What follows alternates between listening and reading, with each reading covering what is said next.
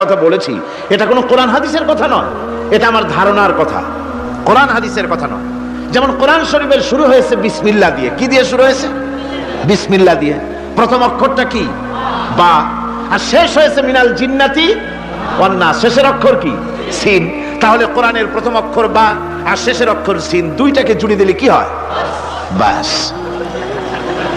আমার কাছে মনে হয় যেন কোরআনে কারীমের ভিতরে আল্লাহ রাব্বুল আলামিন পৃথিবীবাসীদের জন্য যা কিছু প্রয়োজন সবকিছু সন্নিবেশিত করে দিয়েছেন। শুরু করলেন বা দিয়া, শেষ করলেন সিন দিয়া, বাস করে দিলেন। যেন বলা হলো, পৃথিবীর মানুষেরা, তোমাদের জন্য কিয়ামত পর্যন্ত যা কিছু দরকার সবগুলি আমি আল্লাহ রাব্বুল আলামিন কোরআনের মধ্যে ভরে দিয়েছি। বাস হয়ে গেছে, আর কিছুর প্রয়োজন নাই, আর কিছু প্রয়োজন নাই, সব আমি কোরআনে কারীমের ভেতরে সন্নিবেশিত করে দিয়েছি। সুতরাং কোরআনে কারীমের এই বৈশিষ্ট্য যে অন্য ধর্মগ্রন্থের মতো কোরআন শরীফ নাম সর্বস্ব একটি ধর্মগ্রন্থ নয়, এর মধ্যে রয়েছে মানুষের প্রয়োজনীয় সবকিছু।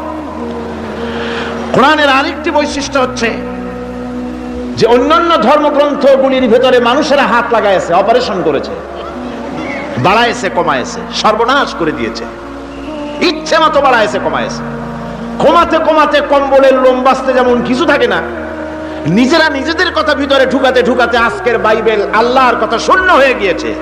বর্তমান পৃথিবীতে লুক, জন, মার্ক, মথি, scripture, New Testament, Old Testament, খ্রিস্টানদের ধর্মগ্রন্থ বলতে যা বোঝায়, এই পুরা ধর্মগ্রন্থ তাদের এই কিতাবগুলির ভিতরে আল্লাহ রাব্বুল আলামিনের একটি কথা নাই, সব তারা শেষ করে ফেলেছে। কোরআন এক্ষেত্রে ব্যতিক্রম।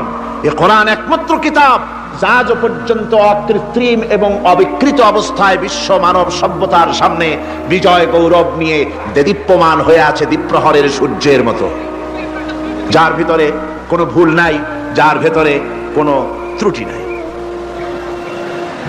কোরআনে কারীম তার আরেকটি বৈশিষ্ট্য হচ্ছে কোরআন একমাত্র গ্রন্থ যার ভাষা এবং সাহিত্য 1400 বছর ধরে এর ভিতরে কোনো কৃত্রিমতা ঘটেনি। আরবি ভাষা এবং সাহিত্যের সর্বোৎকৃষ্ট নমুনা হিসাবে কোরআন শরীফ টিকে আছে। পৃথিবীর কত ভাষা শেষ হয়ে গিয়েছে, কত ভাষা জন্মগ্রহণ করেছে আর মরে গেছে তার ঠিক নাই। ভাষার উন্নতি যত হচ্ছে, কোরআনে কারীম সমস্ত ভাষা এবং সাহিত্যের মানকে উতরে গিয়ে এমন এক জায়গায় কোরআনের ভাষা সাহিত্য পৌঁছে গেছে যাকে স্পর্শ করা পৃথিবীর কোনো ভাষার পক্ষে সম্ভব নয়। কোরআন এক জীবিত ভাষা, জীবন্ত ভাষা। কোরআন আরবি ভাষা, পৃথিবীর অন্তত 38টি দেশের রাষ্ট্রভাষা, স্টেট ল্যাঙ্গুয়েজ আরবি ভাষা। এই আরবি ভাষা আল্লাহ পাক এ কোরআন নাজিল করেছেন, এর মজা ফুরায় না, এর সাহিত্যের মান ফুরায় না। এটা হচ্ছে কোরআনে কারীমের আরেকটি বৈশিষ্ট্য। কোরআনে কারীমের অন্যান্য বৈশিষ্ট্যের ভেতরে আরেকটি বৈশিষ্ট্য হচ্ছে যে এ কোরআনে কারীম একমাত্র কিতাব যেই কিতাবের ভেতরে রয়েছে কোরআনের অনুসারী তাদের নাম এবং কোরআনের অনুসারী তাদের ধর্মের নাম গ্রন্থের ভেতরে আছে, যা অন্য কোনো কিতাবের মধ্যে নাই। সেটা হচ্ছে আমরা যে মুসলমান তা কোথায় পেলাম? আমরা যে মুসলমান এই পরিচিতি কোথায় পেলাম? হুয়া সাম্মাকুমুল মুসলিমিন, এই মুসলমান নাম আল্লাহ কোরআন শরীফে ব্যবহার করেছেন। তিনি আমাদের নাম দিয়েছেন, আমরা মুসলমান। আমরা কি? মুসলমান। আমাদের নাম এই কিতাবের মধ্যে রয়েছে। আমাদের জীবন ব্যবস্থার নাম, ধর্মের নামও ইন্নাদ-দীনা ইনদাল্লাহিল ইসলাম, ইসলামের নাম, মুসলমানের নাম কোরআনে কারীমের মধ্যে রয়েছে, যা অন্য কোনো ধর্মগ্রন্থের মধ্যে নাই।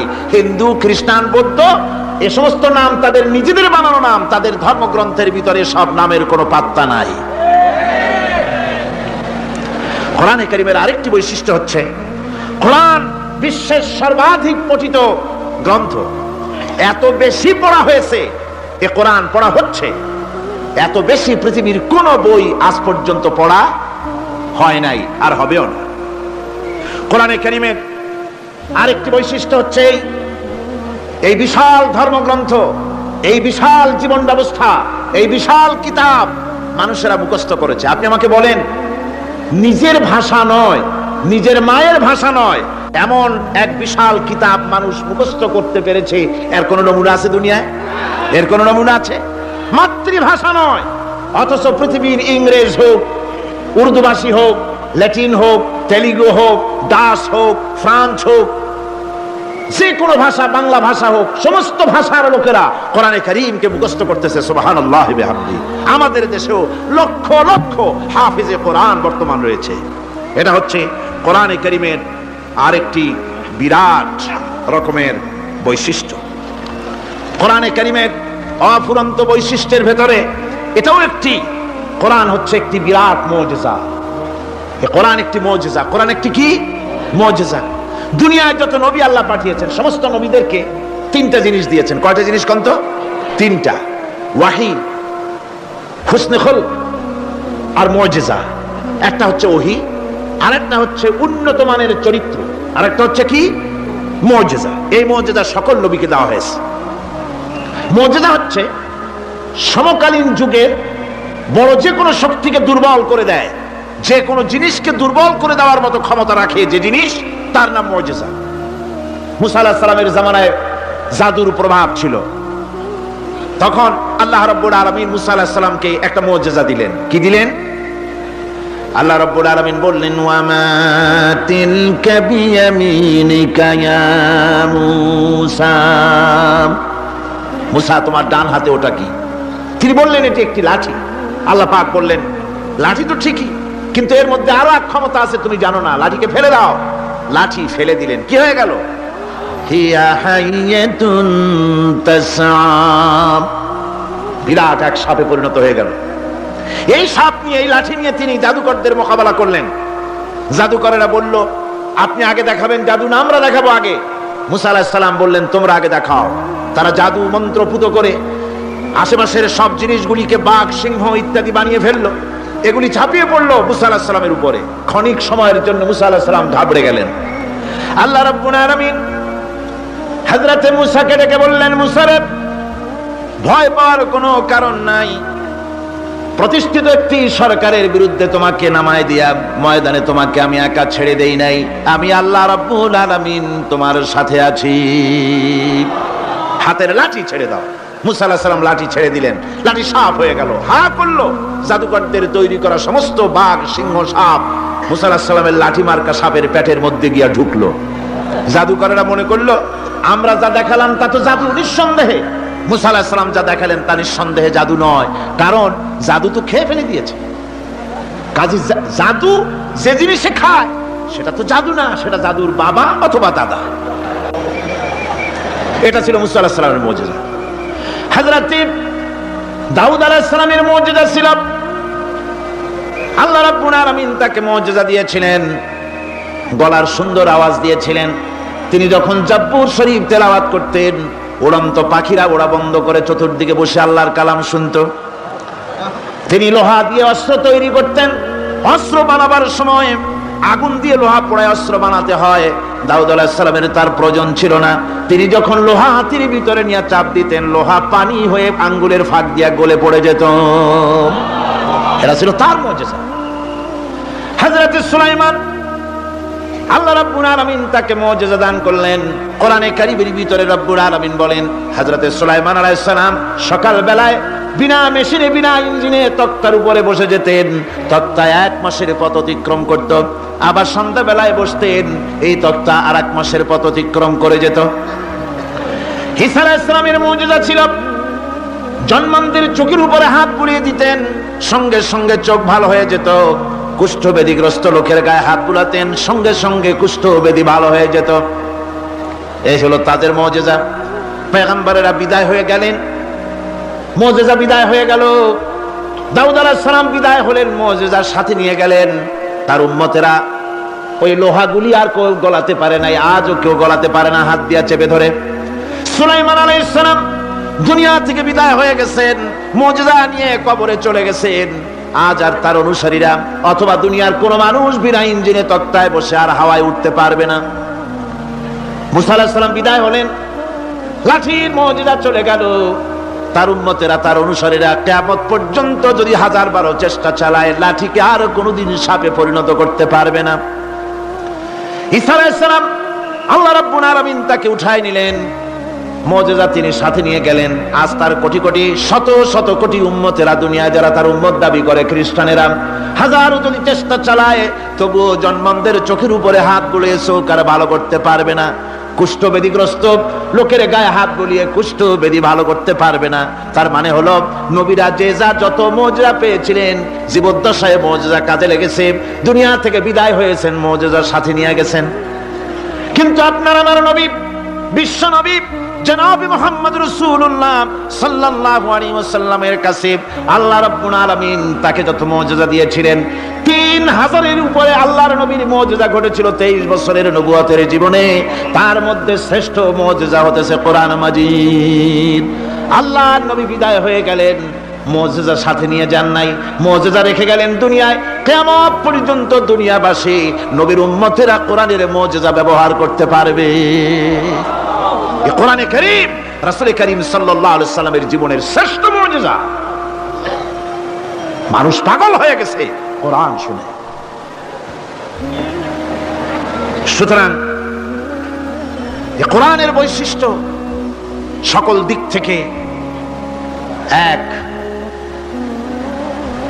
অপূর্ব একটি কিতাবে পরিণত করেছে, যা মানুষকে চিরকাল বিস্ময় হতবাক করে দিয়েছে। কোরআনের আরেকটি বৈশিষ্ট্য হচ্ছে, এই কোরআন এক সময় নাজিল হয় নাই। 30 পারা কোরআন শরীফ একসাথে নাজিল হয়েছে না, কোরআন নাজিল হয়েছে আস্তে আস্তে ধীরে ধীরে। কত বছর লাগলো? 23 বছরেরও কিছু বেশি সময় ধরে কোরআন ধীরে ধীরে রাসূল করিম সাল্লাল্লাহু আলাইহি সাল্লামের কাছে অবতীর্ণ হয়েছে। এমনটি আর কোনো কিতাব হয়নি, যা আর কোনো ধর্মগ্রন্থ যারা অন্যরা দাবি করে এরকম হয়নি। কোরআনে কারীমের আরেকটি বৈশিষ্ট্য হচ্ছে, যখন কাগজ ছিল না, ছাপাখানা ছিল না, এমনকি টেপ রেকর্ডার ছিল না, তখনকার নাজিলকৃত কিতাব যেভাবে নাজিল হয়েছিল সেইভাবে আজ পর্যন্ত অবিকল টিকে আছে, টিকে থাকবে ইলা ইয়াউমিল কিয়ামা। কিয়ামত পর্যন্ত কোরআনে কারীমের এই অকৃত্রিম অবিকৃত অবস্থায় কোরআনে কারীমের এই শান, এই বরকত টিকে থাকবে। এই জন্য কোরআন শরীফ হচ্ছে এই পৃথিবীর মহাবিশ্বের মহাবিস্ময়। কোরআন হচ্ছে পৃথিবীর মহাবিশ্বের মহাবিস্ময়। এর মর্যাদা সম্পর্কে রাসূল করিম সাল্লাল্লাহু আলাইহি ওয়াসাল্লাম বলেছেন, ওয়ান উসমান রাদিয়াল্লাহু তাআলা আনহু আন্নাহু قال قال رسول الله صلى الله عليه وسلم خيركم من تعلم القرآن وعلمه رواه البخاري। আল্লাহর নবী বলেন, তোমাদের মধ্যে সর্বোত্তম ব্যক্তি সেই, তোমাদের ভিতরে ভালো ব্যক্তি, উত্তম ব্যক্তি সেই যে ব্যক্তি নিজে কোরআন শেখে আর অন্যকে শেখায়। কোরআন যে শেখে আর অন্যকে যে শেখায়, সেই ব্যক্তি হলো তোমাদের মধ্যে সর্বোত্তম ব্যক্তি, ভালো ব্যক্তি। সুবহানাল্লাহ পড়েন।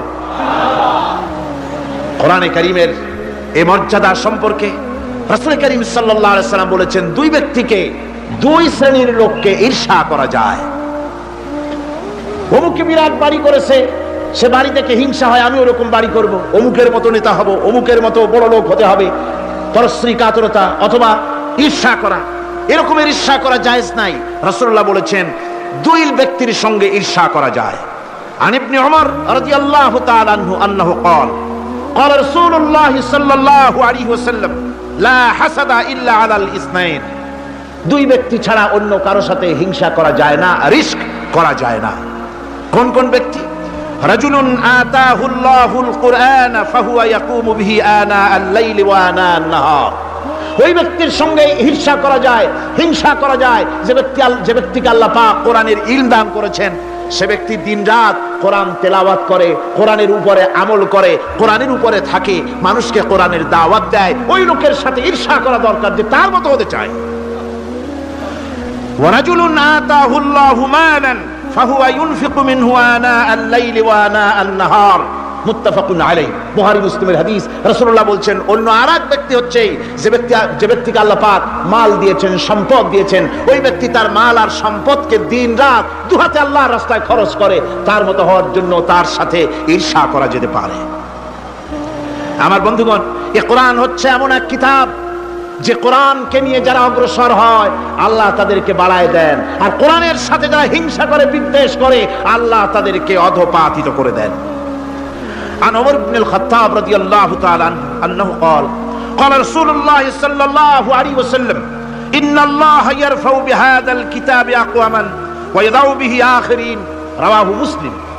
হযরত ওমর রাদিয়াল্লাহু তাআলা আনহু বলছেন যে আল্লাহ পাক এই কোরআনের সাহায্যে এক শ্রেণীর লোককে প্রতিষ্ঠিত করবেন দুনিয়ার বুকে এবং আখিরাতেও আরেক শ্রেণীর লোককে করবেন অধপাতিত। যারা কোরআনের সাথে বিরোধিতা করবে, তারা যদি হিরো হয়, আল্লাহ তাদেরকে জিরো বানাবেন। কি বানাবেন? জোরে কোন কি বানাবেন? জিরো বানিয়ে দিবেন। আর কোরআনকে নিয়ে যারা আগ বাড়ে, তারা যদি জিরো হয়, আল্লাহ পাক তাদেরকে কি বানায় দেন? কোরআনের সাথে বিরোধিতা আজকে নতুন কিছু নয়, আবহমান কাল থেকে কোরআনের সাথে চলছে বিরোধিতা। বিশ্বকবি, কবি সম্রাট আল্লামা ইকবাল, আল্লাহ তাকে জান্নাতুল ফেরদাউস নসিব করুন, সবাই বলুন আমিন। আল্লামা ইকবাল বলেছেন, সতীজা কর রহা হ্যায় আসল সে তাইমরোজ, সতীজা কর রহা হ্যায় আসল সে তাইমরোজ, চরাগে মুস্তাফা বি সে শরারে বুলহবিস। মুহাম্মদ সাল্লাল্লাহু আলাইহি ওয়াসাল্লামের দীপ শিখার সাথে, আল্লাহর দ্বীনের সাথে আবু জাহাল, আবু লাহাবের অগ্নিস্ফুলিঙ্গের সংঘর্ষ আবহমান কাল থেকে লেগে এসেছে। কিন্তু ওদের এই অগ্নিস্ফুলিঙ্গের টক্কর লেগে মুহাম্মদ সাল্লাল্লাহু আলাইহি ওয়াসাল্লামের টিম টিম করে জ্বলে ওঠা এই প্রদীপটি প্রচন্ড ঝড়ো হাওয়ার মুখে, টর্নেডো আর গর্কির মুখে নিভে যায়নি, জ্বলছে, জ্বলবে কিয়ামত পর্যন্ত। এটাকে নিভাবার ক্ষমতা বিশ্বের কোনো মানুষের নাই। ফু দিয়ে কেউ যদি নিভাতে চায়, চেহারা শুদ্ধ, মাথা শুদ্ধ পুড়ে ছাই হয়ে যাবে, কোরআনের আলোকে নির্বাপিত করতে পারবে না।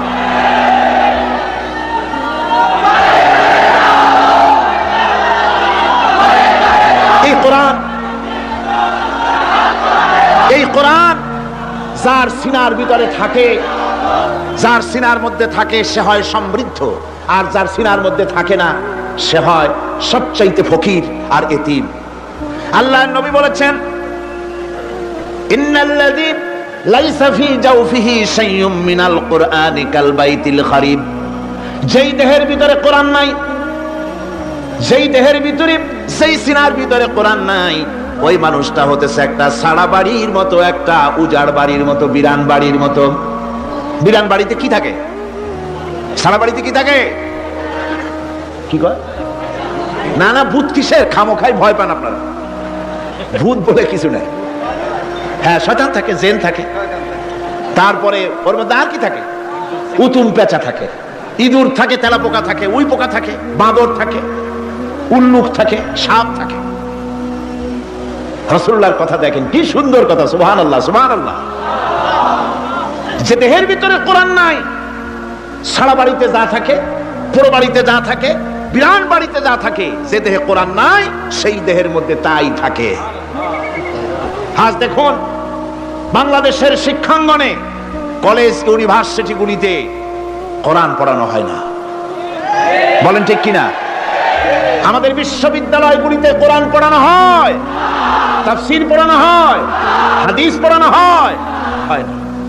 হাদিস, কোরআন, আল্লাহর কালাম পড়ানো হয় না বলে অবস্থা কি হয়েছে? হাদিস থেকে মিলায় নেন, ইন্নাল্লাযী লাইসা ফী জাওফিহি শাইউম মিনাল কুরআনি কাল বাইতিল খারিব। কোরআন নাই তো সারা বাড়ি, কোরআন নাই তো কি আছে? যে ঘরের মধ্যে মানুষ নাই, উল্লুক থাকে, ভাল্লুক থাকে, শয়তান থাকে, তেলাপোকা থাকে, সারপোকা থাকে, হিংস্র প্রাণী ভরপুর থাকে। যে শিক্ষা প্রতিষ্ঠানে কোরআন পড়ানো হয় না, সেখানেও সন্ত্রাসীরা বাস করতে পারে, ভালো মানুষ টিকতে পারে না।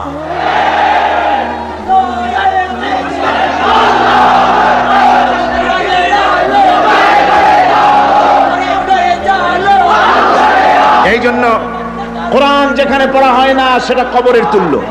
কোরআন যেখানে তেলাওয়াত হয় না, সেটা কিসের তুল্য? কবরের তুল্য। আল্লাহর নবী বলেছেন, আনাবি হুরায়রা রাদিয়াল্লাহু তাআলা আনহু আন্নাহু ক্বাল ক্বালা রাসূলুল্লাহ সাল্লাল্লাহু আলাইহি ওয়াসাল্লাম লা তাজআলু বুয়ুতাকুম মাকাবির, রাওয়াহু মুসলিম। আল্লাহর নবী বলেন, তোমাদের ঘরগুলিকে তোমরা কবর বানায়ো না। অর্থাৎ যে ঘরের মধ্যে কোরআনে কারীম তেলাওয়াত হয় না, সেটা কবরের সমতুল্য। কবরের সমতুল্য। আগে আমাদের ঘর সমূহে যখন ছোট ছিলাম, তখন দেখতাম ঘরে ঘরে কোরআন তেলাওয়াত হতো, ঠিক না?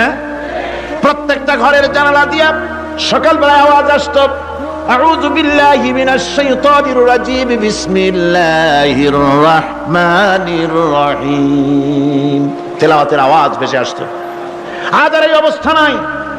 আজ ভদ্রলোকের বাড়ির সামনে দিয়ে হেঁটে যাবেন, সকালবেলা কিসের তেলাওয়াত? জনমের ঘুম ঘুমায়, পাইকারি দরে ঘুমায়, ফজরের নামাজ নাই। শহরের অবস্থা, অধিকাংশ বাড়িতে ফজরের নামাজ হয় না। রিসেন্টিনার মাধ্যমে, আগে তো ছিল শুধু বাংলাদেশের ছবি, রিসেন্টিনার মাধ্যমে সারা পৃথিবীর শয়তানি আর বদমাশি ঘরে বসে গেলা যায়। উপকারিতা এবং অপকারিতা দুটোই আছে। নিউজ দেখা যায়, সাথে সাথে আবার নিউজের সাথে আরো বাজে কিছু দেখা যায়। এগুলো দেখতে দেখতে রাত শেষ হয়ে আসে, ঘুমায় জনমের মতো, এক ঘুমে বেলা 9টা আর 10টা। কিসের ফজরের নামাজ আর কি এর কোরআন শরীফ তেলাওয়াত করা? এরপরে উঠলো 9-10টার সময়, উঠে তারপরে গানের মাস্টার এসে গেছে। তখন ইতিমধ্যেই গানের মাস্টার এসে গেছেন। কি দুর্ভাগ্যজনক সত্য কথা, ইংরেজি যে টিচার পড়ান, অঙ্ক যে টিচার করান, সপ্তাহে 3 ঘন্টা পড়াবেন, বেতন 2500 টাকা। আর প্রতিদিন সকালবেলা এসে যদি কোনো মুসলমান কোনো একজন মৌলভী সাহেব, হাফেজ সাহেবকে রাখেন কোরআন তেলাওয়াত করাবার জন্য, কোরআন পড়াবার জন্য সন্তানকে, প্রতিদিন আসতে হবে, প্রতিদিন 2 ঘন্টা পড়াতে হবে, আর মাসের শেষে বেতন 500 টাকা। কোরআনে কারীমের সাথে এই আচরণ বেশি হয়েছে। ও, আমি বেশি বলে ফেলেছি। যাদের অভিজ্ঞতা আছে তারা বলছেন 200 টাকা। এরপরে অঙ্ক ইংরেজি তো কাজে লাগে, ভালো কথা।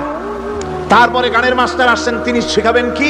রবীন্দ্রসঙ্গীতের প্যানপ্যানানি, যা শুনলে পরে কানে ময়লা জমে যেতে পারে, যে গান শুনলে জীবিত মানুষ মৃত্যু হয়ে যায়।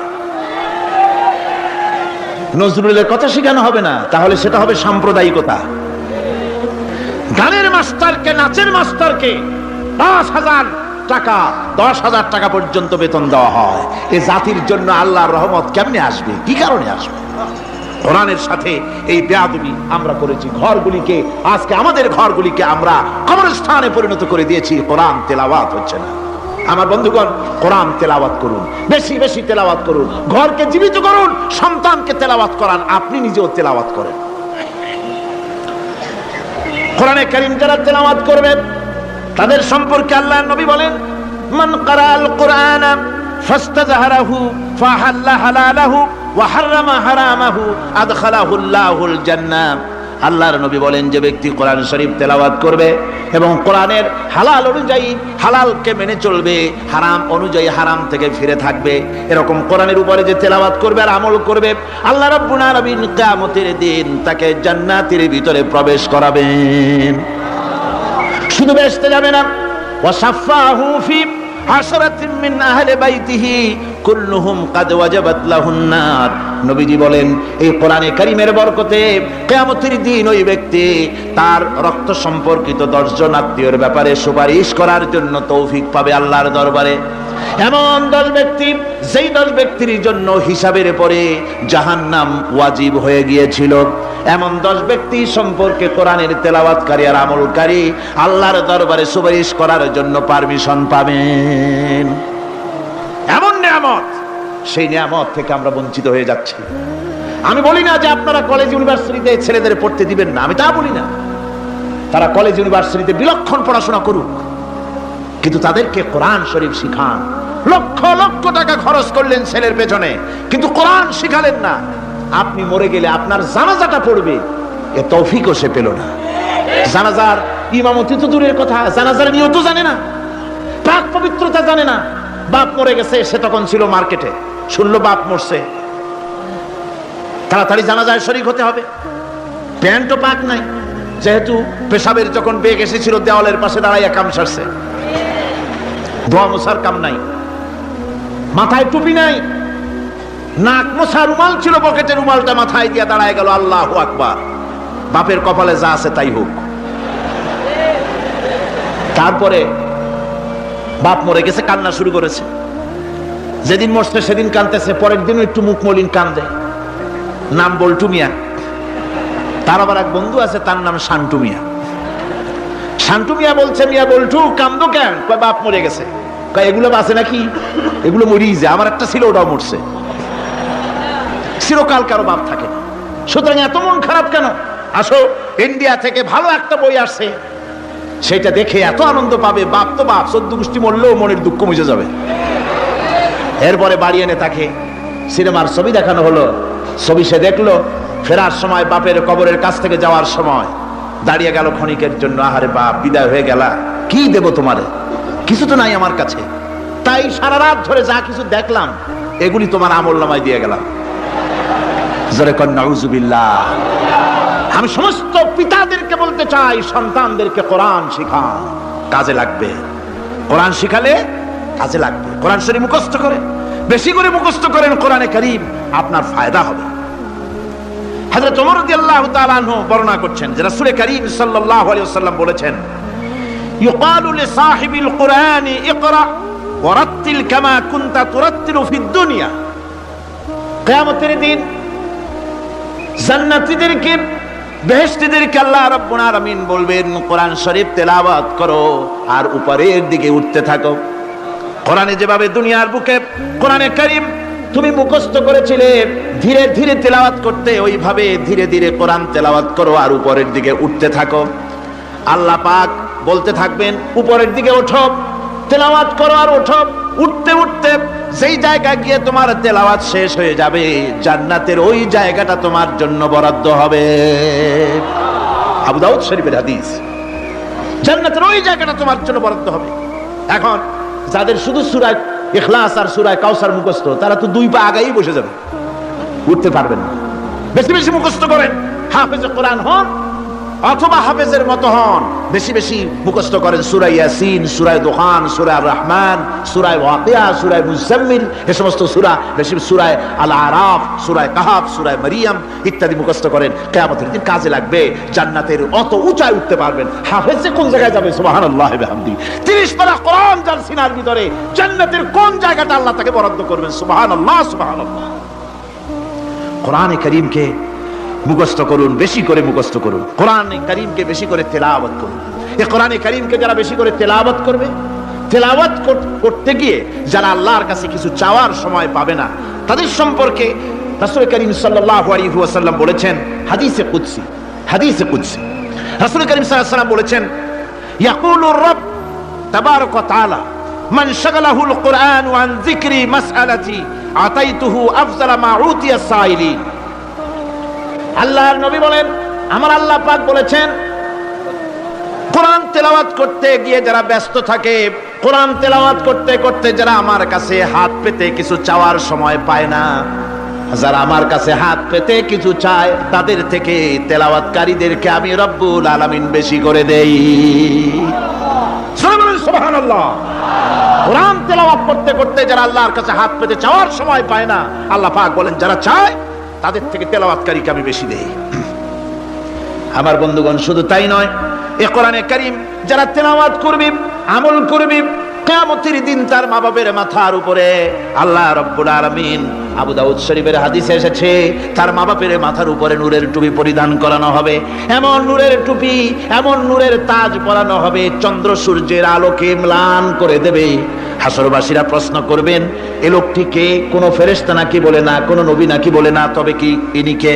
জবাব হবে, তিনি হচ্ছেন সেই ব্যক্তি যিনি তার সন্তানদেরকে কোরআন শিখিয়েছিলেন। কোরআন শিখানোর কারণে আল্লাহ রাব্বুল আলামিন আজ তার মা বাপের মাথার উপরে নূরের টুপি পরিধান করে হাসরের ভিতরে মর্যাদা দিলেন। কিয়ামতের দিন দুনিয়া মর্যাদা পাওয়া যাবে, আখিরাতেও মর্যাদা পাওয়া যাবে যদি কোরআনে কারীমকে তেলাওয়াত করা যায়, আমল করা যায়, বোঝা যায়, তাহলে এই সমস্ত নিয়ামত আল্লাহ পাক দান করবেন। সুতরাং এই এত বড় নিয়ামত থেকে আমরা যেন কেউ বঞ্চিত হয়ে না যায়। কোরআন হচ্ছে এমন এক কিতাব যার তাফসীর লেখা হয় নাই। পৃথিবীতে এমন কোনো ভাষা নাই, পৃথিবীর উল্লেখযোগ্য সবগুলি ভাষায় কোরআনে কারীমের তাফসীর লেখা হয়েছে, কিন্তু কোন মুফাসসির আজ পর্যন্ত কথা বলেন নাই যে আমি যে তাফসীর লিখছি এর চাইতে ভালো তাফসীর আর কেউ লিখতে পারেও না আর পারবেও না, এটা শেষ, আর তাফসীর লেখা লাগবে না। এ কথা কেউ বলতে পেরেছে? জোরে বলেন, পেরেছে? পারে নাই। তার কারণ কি? আল্লাহ রাব্বুল আলামিন বলেন, قل لو كان البحر مدادا لكلمات ربي لنفد البحر قبل أن تنفد كلمات ربي ولو جئنا بمثله مددا আল্লাহ পাক বলেন, নবী আপনি বলুন, আমার রবের কথাগুলি লেখার জন্য যদি সমুদ্রের পানিগুলি, সমুদ্রের সমস্ত পানিগুলি যদি কালিতে পরিণত হয়ে যায়, আর আমার রবের কথাগুলি যদি লেখা শুরু হয়ে যায়, আমার রবের কথাগুলি লেখার পূর্বে সমস্ত সমুদ্রের পানিগুলি শেষ হয়ে যাবে, তারপরে যদি আবার সমুদ্র ভরে দেওয়া হয়, আরো যদি লেখা হয়, তবুও আমার রবের কথা লেখা শেষ হবে না। আল্লাহ রাব্বুল আলামিন বলেন, ولو أن ما في الأرض من شجرة أقلام والبحر يمده من بعده 7 أبحر ما نفدت كلمة الله আল্লাহ রাব্বুল আলামিন বলেন, মা নাফিদাত কালিমাতুল্লাহ, আল্লাহ পাক বলেন 7টা সমুদ্রের পানি যদি একত্রিত করা হয়, 7টা সমুদ্রের পানি যদি এক জায়গায় করা হয়, এই পানিগুলি যদি কালিতে পরিণত হয়ে যায়, আর পৃথিবীর সমস্ত গাছগুলি যদি কলমে পরিণত হয়ে যায়, ওই গাছগুলি দিয়ে যদি ওই পানি রূপ কালি দিয়ে আমার প্রভুর কথা, আল্লাহ রাব্বুল আলামিনের কোরআনের কথা যদি লেখা শুরু হয়ে যায়, লিখতে লিখতে সমস্ত পানিগুলি, গাছগুলি শেষ হয়ে যাবে, আল্লাহ পাকের কালামের ব্যাখ্যা লেখা শেষ হবে না।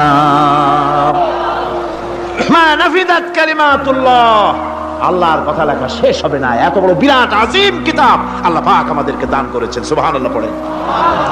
এই কিতাবের এত বড় গুরুভার আল্লাহ রাব্বুল আলামিন বলেছেন, লাউ আনজালনা হাযাল কুরআন আলা জাবালিন লারাআইতাহু খাশিআম মুতাসাদ্দিআম মিন খাশিয়াতিল্লাহ। আমি যদি এই কোরআনকে পর্বতের উপরে নাযিল করতাম, তাহলে তুমি দেখতে পেতে আমার ভয় ভীত সন্ত্রস্ত হয়ে পাহাড়গুলো চূর্ণ বিচূর্ণ হয়ে যেত। এত বড় আসিম কিতাব আমি তোমাদেরকে দান করেছি, যার গুরুভার বহন করতে কেউ রাজি হয়নি, পাহাড় পর্বত কেউ রাজি হয়নি, মানুষ রাজি হয়েছে। এই মানুষের উপরে আমি এটা অবতীর্ণ করেছি, গোটা বিশ্ববাসীর সামনে এই কিতাব আমি দিয়েছি তোমাদেরকে, এর দ্বারা হেদায়েত তোমরা গ্রহণ করবে। কিয়ামতের দিন আল্লাহর এই বিরাট নিয়ামত আমাদেরকে দান করলেন, আমরা এই নিয়ামতের না শুকর করেছি, অর্থাৎ এই কোরআনকে আমরা ব্যবহার করেছি, সঠিকভাবে করি নাই, বেঠিকভাবে করেছি। প্রথম দিন দ্বিতীয় দিন আমি বলেছি কোরআন শরীফকে শুধু তাবিজ তুমারের জন্য, শুধু সওয়াবের জন্য তেলাওয়াত করেছি। আসলে শুধু সওয়াবের জন্য তো আসেনি কোরআন। কোরআন বুঝতে হবে, আমল করতে হবে, তবে না শান্তি পাবো। আপনি যদি, কোরআন হচ্ছে মানুষের জীবন সমস্যার সমাধানের গ্রন্থ। ওষুধ খেলে রোগ ভালো হয়, ওষুধ খেলে কি হয়? কেউ যদি সকাল বেলায় তসবিহ হাতে নিয়ে 500 বার পড়ে ওষুধ ওষুধ ওষুধ, 500 বার পড়লে রোগ কি ভালো হবে? বরং রোগ আরো বাড়তে পারে চিল্লাইতে চিল্লাইতে। শীতের জন্য লেপ গায়ে না দিয়া কেউ যদি চিল্লাইতে থাকে, জিকির করে লেপ্ত শোক লেপ্ত শোক লেপ্ত শোক, শীত কি বন্ধ হবে নাকি? পানির পিপাসায় ছটফট করে মানুষ যদি চিল্লায় পানি পানি পানি পানি পানি, পানির পিপাসা আরো বাড়বে। তাহলে কি বোঝা গেল? পিপাসা লাগলে পানি পান করতে হবে, শীত লাগলে কম্বলটা গায়ে দিতে হবে, রোগ হলে ওষুধটা খেতে হবে, তাহলে সব সমস্যার সমাধান হবে। অনুরূপ ভাবে আমরা শুধু কোরআনে কারীমকে তেলাওয়াত করি সওয়াবের নিয়তে, তার হুকুমগুলি জীবনের উপরে আমল করি না বলে আজকের জীবন আমাদের বিপর্যস্ত হয়েছে। ব্যক্তিতে, পরিবারে, রাষ্ট্রে শান্তি নাই, কোথাও শান্তি নাই এই কারণে। আর কিয়ামতের দিন রাসূল আসামি করবেন তাদেরকে যারা কোরআন অমান্য করেছে। রাসূল হবেন বাদী, বাদী হবেন কে? যারা বলেন কে বাদী হবেন? রাসূল। আসামি হবে কারা? যারা কোরআন ছেড়ে দিয়েছে। আল্লাহ রাব্বুল আলামিন বলেন, وقال الرسول يا رب إن قومي اتخذوا هذا القرآن مهجورا। কিয়ামতের দিন রাসূল আল্লাহর দরবারে ফরিয়াদ করবেন, আয় আমার রব, আয় আমার আল্লাহ তাআলা, এই সমস্ত লোকগুলি তোমার কালামকে, তোমার কোরআনকে অপ্রয়োজনীয় জিনিস বলে তারা পরিত্যাগ করেছিল। আমার বন্ধুগণ, কিয়ামতের দিন যখন এরা উপস্থিত হবে আল্লাহর দরবারে, আল্লাহ রাব্বুল আলামিন কোরআনের সাথে যারা ঠাট্টা করেছে, বিদ্রূপ করেছে, কোরআনের আইনকে নিয়ে যারা ঠাট্টা বিদ্রুপ মজাক উড়াইছে, কিয়ামতের দিন তাদেরকে বলা হবে ওয়াকিলাল ইয়াউমা নানসাকুম কামা নাসিতুম লিকা ইয়াউমিকুম হাযা। কিয়ামতের দিন আল্লাহ রাব্বুল আলামিন কোরআনের ঠাট্টাকারী, কোরআনের বিদ্রুপকারী, কোরআনের আইনের অমান্যকারীদেরকে বলবেন আমি আজকে তোমাদের ভুলে গেলাম, যেমন করে তোমরা এই দিনে আমার সঙ্গে সাক্ষাৎকারের কথা ভুলে গিয়েছিলে। তোমরা যেমন আমার আজকের এই কিয়ামতের দিনের কথা যারা ভুলে গিয়েছিলে, আজকে আমিও তোমাদেরকে ভুলে গেলাম। এরপরে কি হবে? ওয়া মাওয়াকুমুন নার ওয়া মা লাকুম মিন নাসিরিন। আল্লাহ পাক বলেন এরপরে এদের জায়গা হবে জাহান্নাম, আর এদের সাহায্যকারীও কেউ থাকবে না, জাহান্নামে চিরকাল থাকতে হবে। এটা এই জন্য যে তারা আল্লাহর কোরআনের সঙ্গে ঠাট্টা করেছে, বিদ্রুপ করেছে, কোরআনের আইন মানে নাই, কোরআনের আইনকে অমান্য করে চলেছে। এই জন্য কিয়ামতের দিন আল্লাহ রাব্বুল আলামিন তাদেরকে শাস্তি প্রদান করবেন। কোরআন পৃথিবীর বুকে আল্লাহ নাজিল করেছেন, শুধু তেলাওয়াত করবেন ঝুলে ঝুলে, এজন্য নয়। কি জন্য নাজিল হলো? এবার উদ্দেশ্য শুনুন। আল্লাহ পাক বলেন আর রহমান আল্লামাল কোরআন। আল্লাহ রাব্বুল আলামিন তিনি হলেন এমন দয়াবান, এমন রহমান, যিনি কোরআন শিখালেন। কি কারণে শিখালেন? কোরআন নাজিলের উদ্দেশ্য কি? আল্লাহ পাক বলেন ইন্না আনজালনা ইলাইকাল কিতাবা বিল হাক্কি লিতাহকুমা বাইনান নাসি বিমা আরাকাল্লাহ। আল্লাহ পাক বলেন এই কিতাব আমি আপনার প্রতি অবতীর্ণ করেছি এই জন্যে যাতে করে আপনি আল্লাহর প্রদর্শিত এই বিধান অনুযায়ী মানুষের উপরে বিচার ফয়সালা করতে পারেন।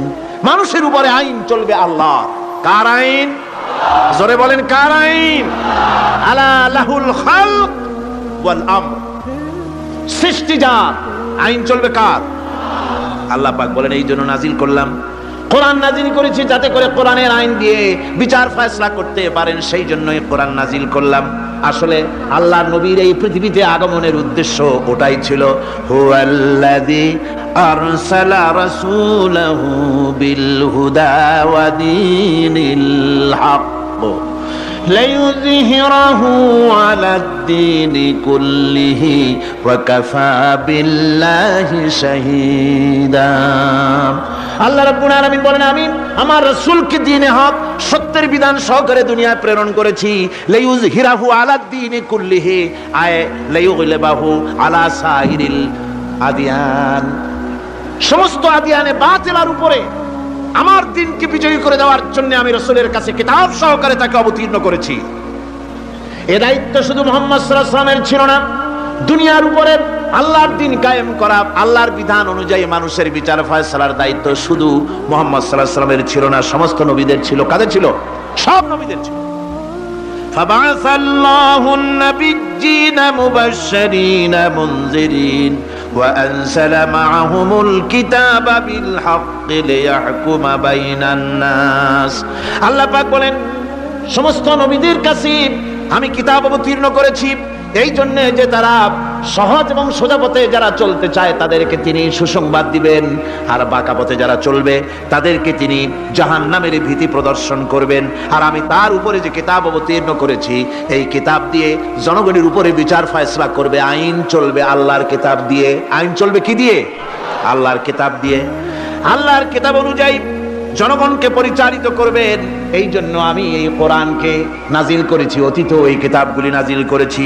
কুল ইয়া আইয়ুহান নাসু ক্বাদ জাআকুমুল হাক্কু মির রাব্বিকুম।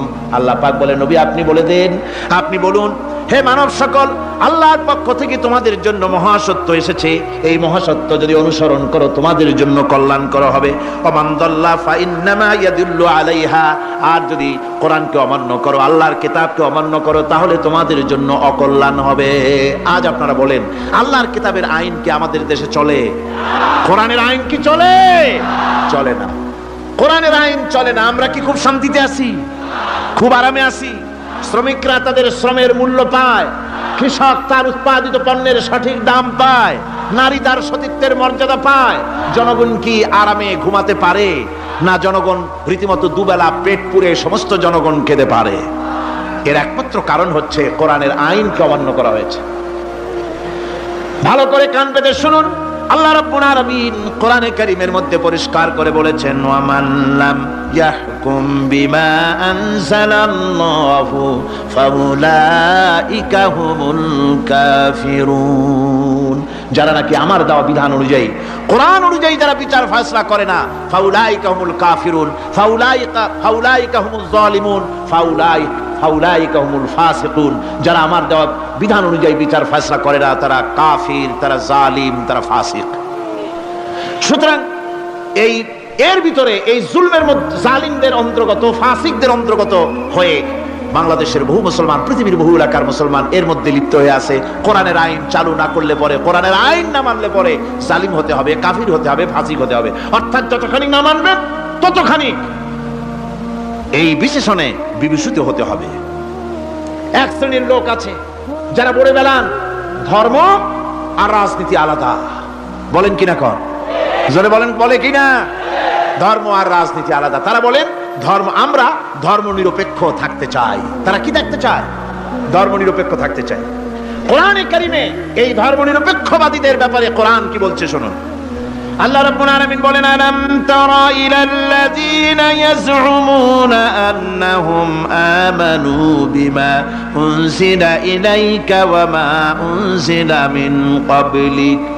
আল্লাহ পাক বলেন, হে নবী, তুমি কি সেই সব লোকদেরকে দেখেছো যারা দাবি তো করে যে আমরা আল্লাহর উপর ঈমান এনেছি আর এই কিতাবের উপর ঈমান এনেছি, এর পূর্বে যত কিতাব নাজিল হয়েছে সেসব কিতাবের উপরেও ঈমান এনেছি। ধর্ম নিরপেক্ষবাদীরা তারা তো বলে না যে আল্লাহ মানি না, কোরআন মানি না, একথা বলে না, ওটা বলে না। কি বলে? সেই বলা কথাটাই আল্লাহ এখানে অনেক আগে বলে রেখেছেন। ওরা বলে যে আমরা অবশ্যই আল্লাহকে মানি, আল্লাহর কিতাব মানি, এর পূর্বে যত কিতাব নাজিল হয়েছে সেগুলোও মানি, তবে ইউরিদুনা আইয়াতাহাকামু ইলাত তাগুত, তারা চায় তাদের জীবনের সমস্ত সমাধান সমস্যার জন্য তাগুতের কাছে যেতে চায়। তাগুতকে, আল্লাহকে বাদ দিয়ে তারা যেতে চায় কোথায়? তাগুতের কাছে। জোরে বলেন, কিসের কাছে যেতে চায়? তাগুতের কাছে। তাগুত বলে কারে? তাগুত বলা হয় যে নিজে আল্লাহর আইন মানে না এবং অপরকেও আল্লাহর আইন অমান্য করতে বাধ্য করে, তাকে বলা হয় তাগুত। ওরা বলে ধর্ম আর রাজনীতি আলাদা। কোরআন মানি কিন্তু কোরআনের আইন মানি না। ওরা কোরআন মানে ঠিকই, বলে যে কোরআন মানি, কিন্তু কোরআনের আইন মানে।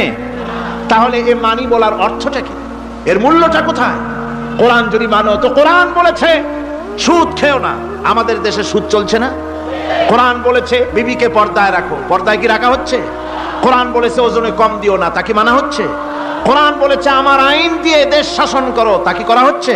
সুতরাং ধর্মনিরপেক্ষ মতবাদ যেটা, এই মতবাদটা কোরআনের দৃষ্টিতে কুফরি মতবাদ।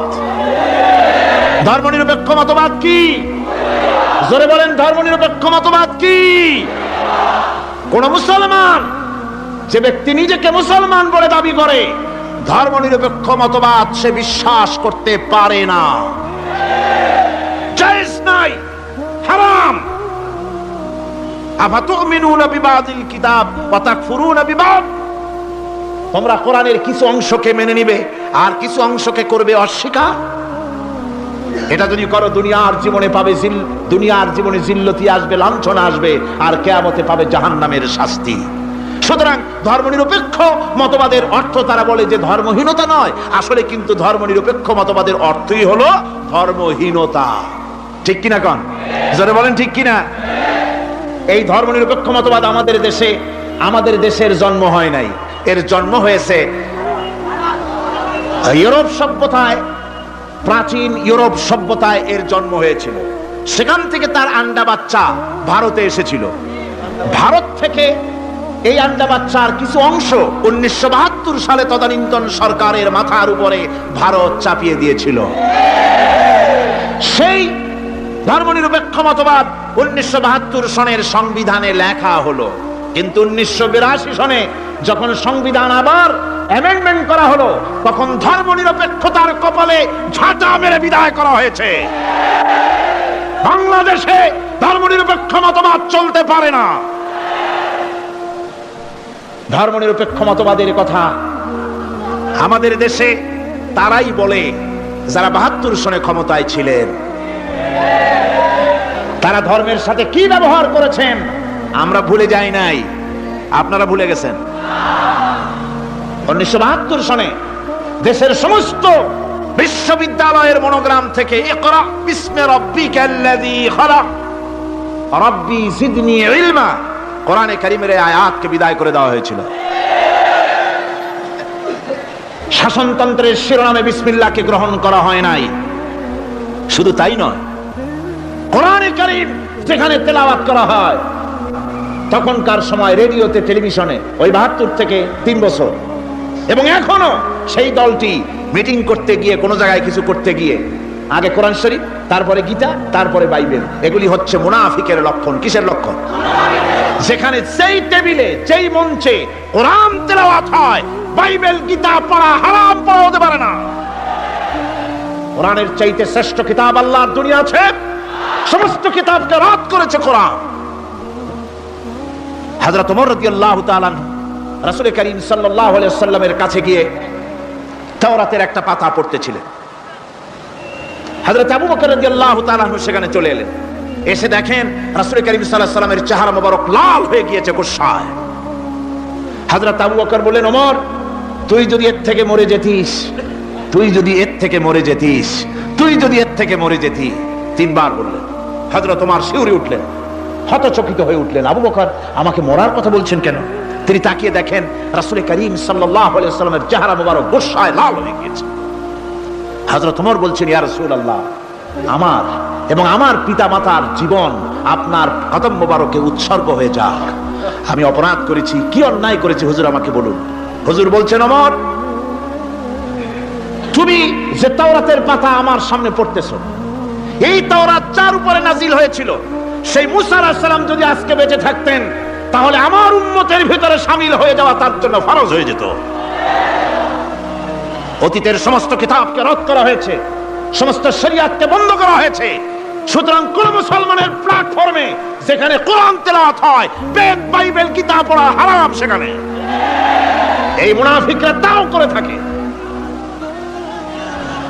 আমার মুসলমান ভাইয়েরা, নজরুল ইসলাম কলেজের ইসলাম শব্দ বাদ দিয়ে নজরুল কলেজ করা হয়েছিল।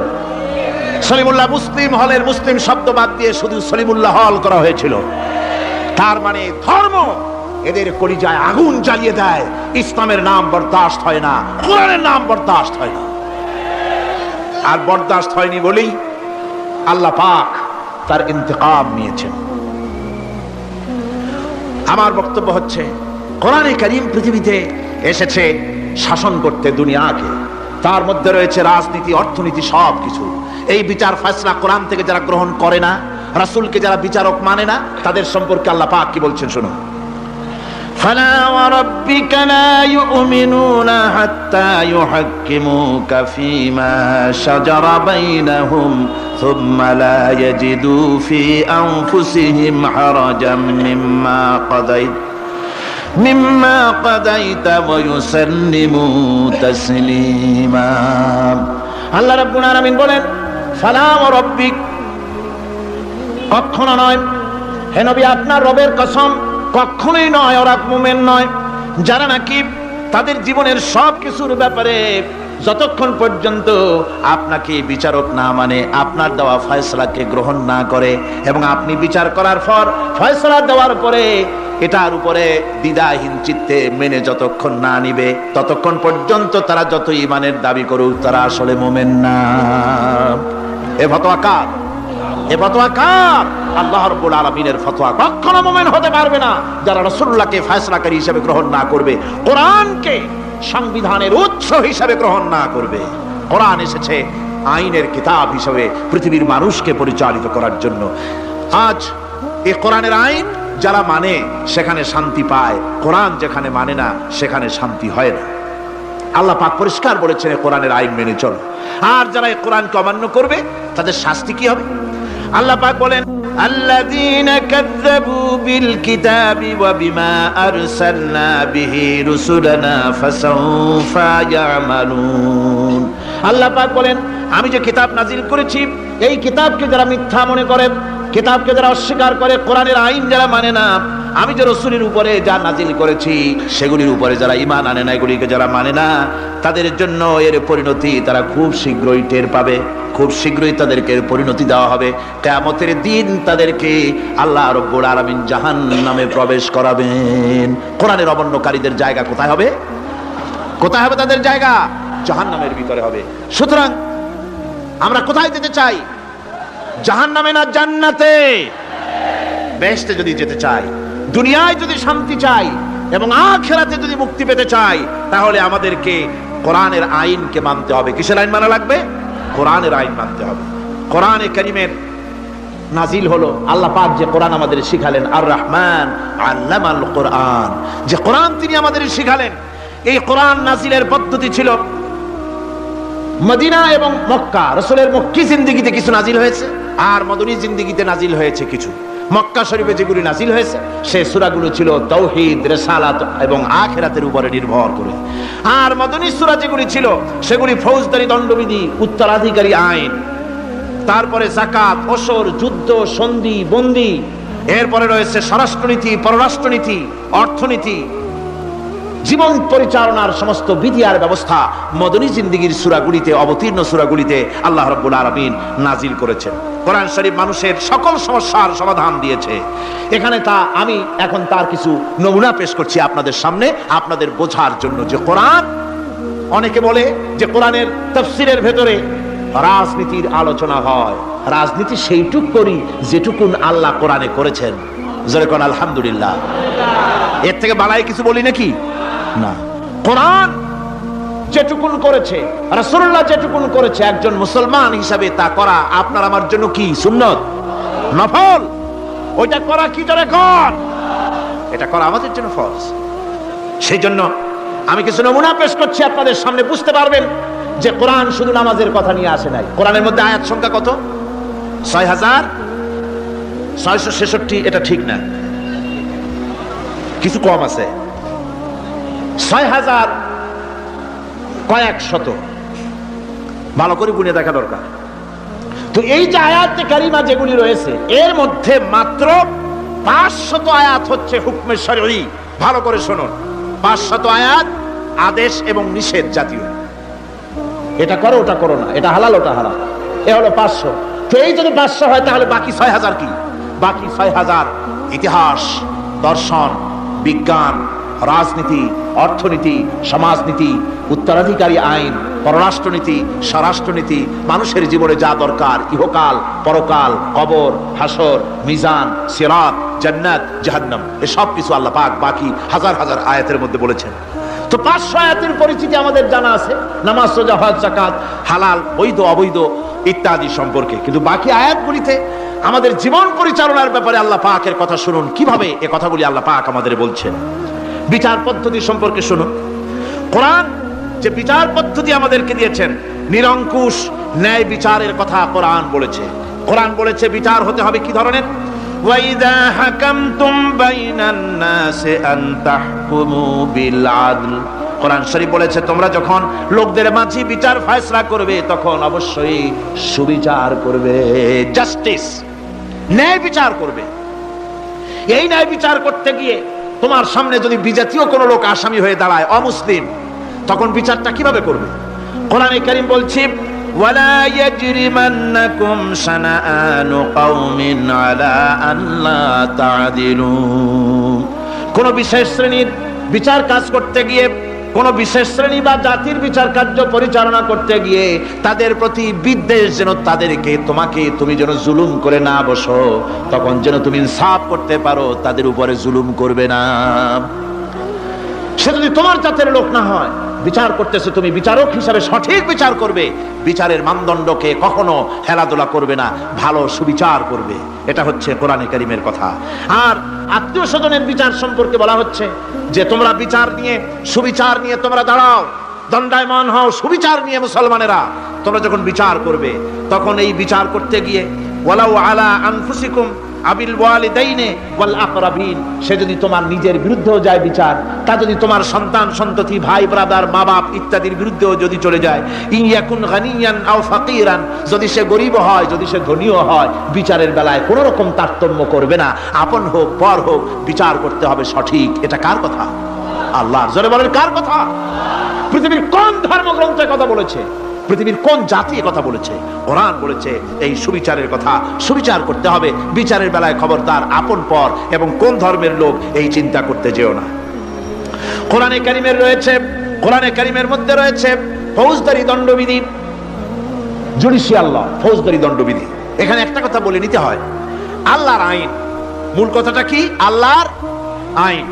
আল্লাহর আইনের কথা শোনা মাত্রই এক শ্রেণীর লোকেরা মনে করে আল্লাহর আইন মানেই হলো হাত কাটা, আল্লাহর আইনের অর্থই হলো গলা কাটা, আল্লাহর আইনের অর্থই হলো দৌড়া মারা।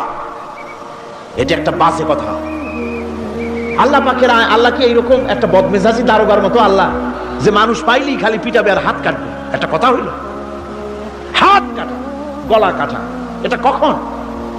সুবিচার প্রতিষ্ঠিত হয়ে যাবে, খাওয়া পড়ার গ্যারান্টি মিলবে, তারপরে যদি কেউ চুরি করে দৃষ্টান্তমূলক শাস্তি দাও হাত কেটে। এর আগে না। মদিনা মুনাওয়ারায় হযরত ওমর রাদিয়াল্লাহু তাআলা আনহুর সময় অনাবৃষ্টির কারণে দুর্ভিক্ষ দেখা দিয়েছিল।